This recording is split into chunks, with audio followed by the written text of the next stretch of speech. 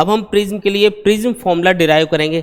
जैसे मिरर के लिए मिरर फॉर्मूला होता है, लेंस के लिए लेंस फॉर्मूला होता है, उसी तरीके से एक प्रिज्म के लिए भी क्या होता है, फॉर्मूला होता है जो उसके मीडियम के refractive index, angle of deviation, इन सब के बीच का रिलेशन होता है ना। Angle of prism, angle of deviation और मीडियम का जो रिफ्रैक्टिव इंडेक्स होगा जिससे ये प्रिज्म बनाया गया है, उन सब के बीच का रिलेशन होगा, जिसको हम क्या बोलते हैं, प्रिज्म फॉर्मूला बोलते हैं। तो इसको समझने के लिए सबसे पहले हम एक पॉइंट यहाँ पे कंसिडर कर रहे हैं और इस पॉइंट के ऊपर हम एक लाइट रे को इंसिडेंट कर रहे हैं। ये है मान लो इंसिडेंट रे जो इस पॉइंट के ऊपर इंसिडेंट होगी, और यहाँ पे कितने एंगल पे ये इंसिडेंट हो रही है वो दिखा देते हैं। ये है एंगल ऑफ इंसिडेंस I1। सबसे पहला काम ये करना है प्रिज्म फॉर्मूला डिराइव करने के लिए कि आपको एक ग्राफ बनाना पड़ेगा।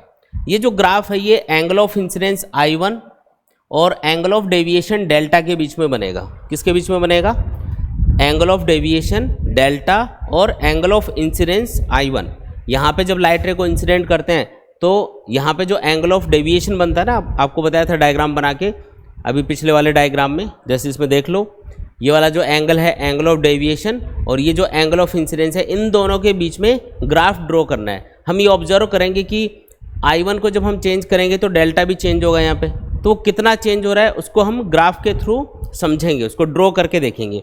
तो हम क्या करते हैं, इसका एक प्रैक्टिकल होता है जिसमें हम एंगल ऑफ इंसिडेंस को पहले मिनिमम रखेंगे, फिर एंगल ऑफ इंसिडेंस को बढ़ाते जाएंगे, मतलब लाइट रे को ज़्यादा एंगल के ऊपर इंसिडेंट करेंगे।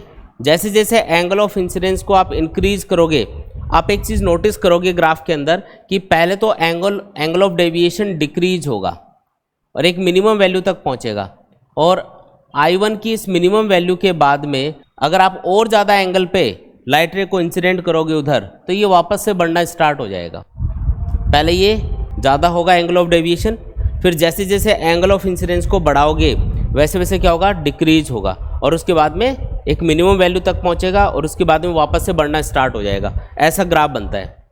ये जो I1 की वैल्यू है जिसके ऊपर डेल्टा की वैल्यू मिनिमम आएगी, यहाँ पे डेल्टा की वैल्यू क्या आती है, मिनिमम।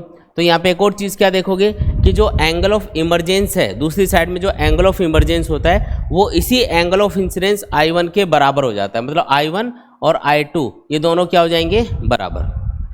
जब एंगल ऑफ डेविएशन की वैल्यू मिनिमम होगी उस कंडीशन में क्या होगा, एंगल ऑफ इंसिडेंस और एंगल ऑफ इमरजेंस बराबर हो जाते हैं। तो इसको मैं ड्रॉ करके बताता हूँ। डायग्राम में भी आपको एक सिमेट्री दिखाई देगी।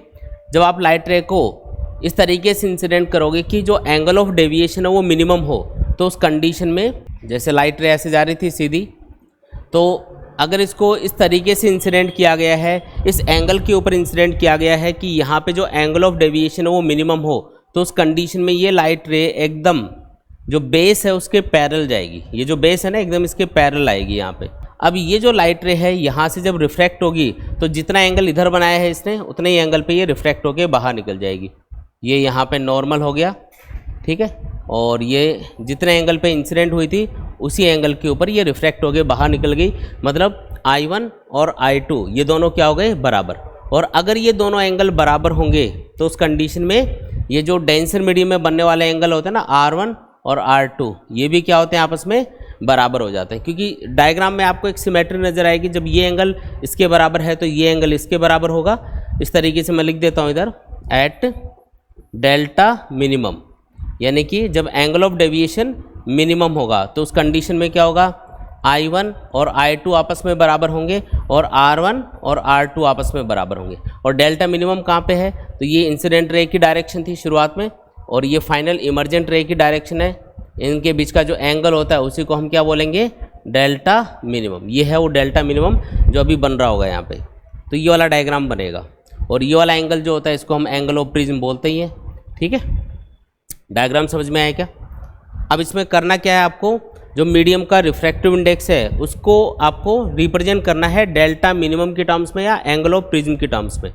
अब ये कैसे करेंगे, तो उसके लिए सिंपल सा काम करना है। आपको पता है कि ये इधर रेयर मीडियम है जिसका रिफ्रैक्टिव इंडेक्स मान लो μ1 है, ये ग्लास है जो कि डेंसर मीडियम है, इसका रिफ्रैक्टिव इंडेक्स है μ2, फिर ये वापस क्या आ जाएगा, एयर जिसका रिफ्रैक्टिव इंडेक्स होगा μ1, है ना। बाहर तो एयर है, बीच में ग्लास है ये। तो अगर मैं इस पॉइंट के ऊपर स्नेल्स लॉ अप्लाई करूँ, क्योंकि मुझे म्यू फाइंड करना है, तो मैं स्नेल्स लॉ से म्यू फॉर्मूले के अंदर ला सकता हूँ। तो इस पॉइंट के ऊपर मैं स्नेल्स लॉ अप्लाई करूँगा, तो मैं क्या लिखूँगा, μ1 sine I1 equal to mu two sine R1। क्या लिखेंगे? म्यू1 sine I1 equal to mu two sine R1।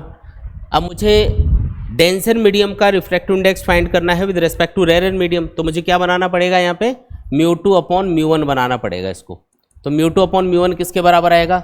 Sign I1 upon sine R1 के बराबर आ जाएगा, ठीक है। और उसके बाद में म्यू2 अपॉन म्यू1, इसको तो म्यू21 लिख दो शॉर्ट में, और साइन I1 और साइन R1 इनकी वैल्यूज़ फाइंड करके पुट कर दो। अब I1 कितना होगा और R1 कितना होगा? अब इसको ध्यान से समझना।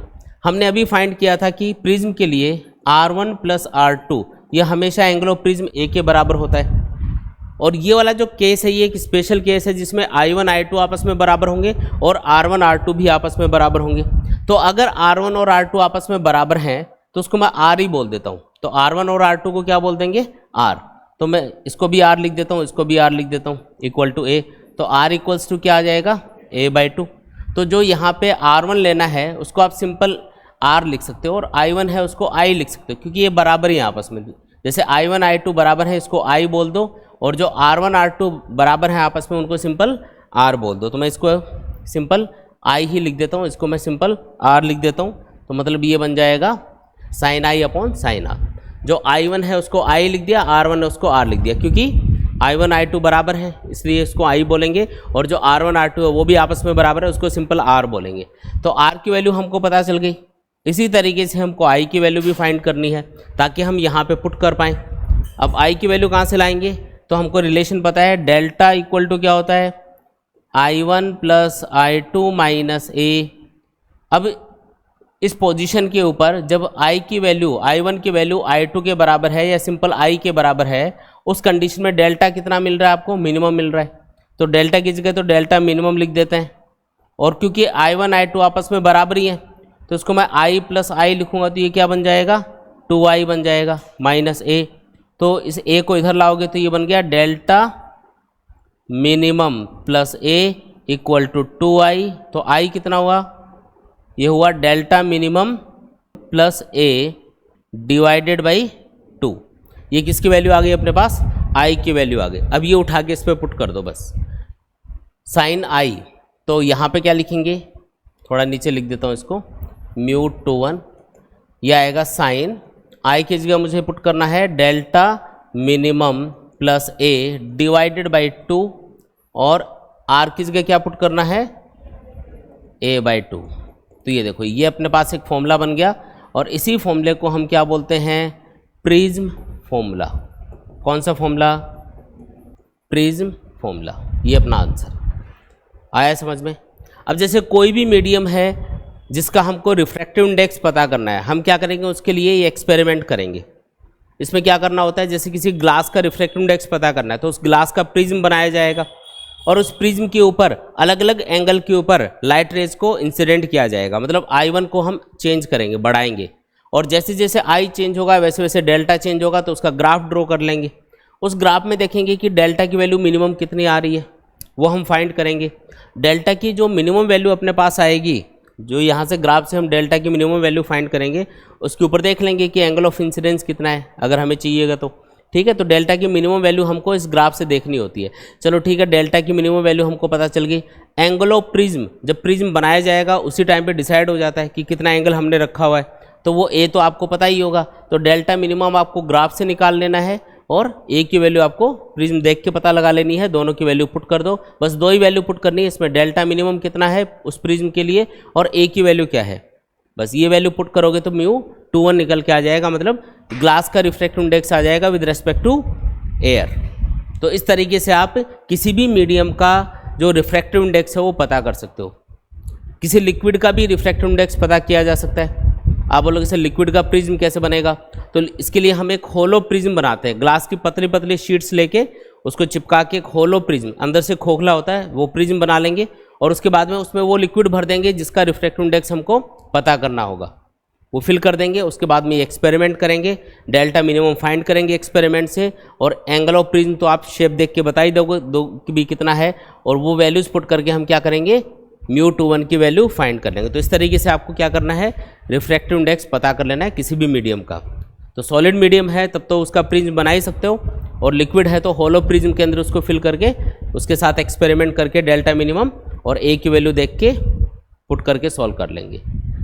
तो ये इस फॉर्मूले का जो मेन यूज़ है ना वो यही होता है, किसी भी मीडियम का रिफ्रैक्टिव इंडेक्स पता करने के लिए हम इसको यूज़ करते हैं। आया समझ में? देख लो अगर कोई भी स्टेप में डाउट है तो।